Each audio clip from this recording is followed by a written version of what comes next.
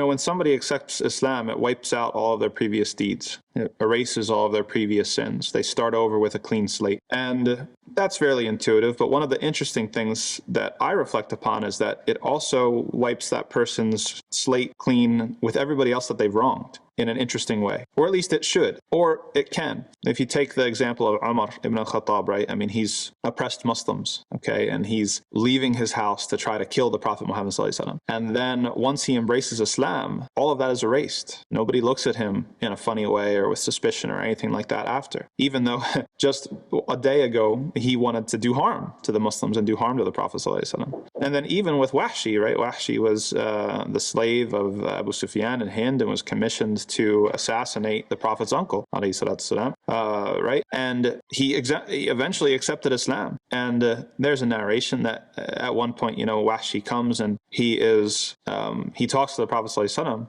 about this particular issue. And the Prophet sallallahu alaihi wasallam obviously accepts him with open arms as a Muslim. And even though in the narration it says that the Prophet ﷺ had a difficult time looking at Wahshi because of the pain of what happened before, which tells you something else about the sincerity of the Prophet ﷺ, because he's more afflicted by the violence done to his uncle than he is about attempts on his own life, which is amazing. But also it shows that the Prophet ﷺ, he advocated, or at least he recognized that you can have feelings, and those feelings, nobody can take away the hurt. Nobody can erase. Even if somebody, they kill your parents or they kill your uncle or they do something horrible to you or your family, okay, you still got hurt, right? And that hurt is real. And the hurt might not be able to be washed away by somebody's coming to guidance and coming to the truth. But if they do come to the truth and they become a Muslim, that does erase any sort of sin from them. And so now they're your brother. Now they are somebody who you have a relationship. So you kind of have to balance between the two things. Even though you might have this hurt and you have to deal with that in your own sort of way, you realize that you can't hold a grudge against this person.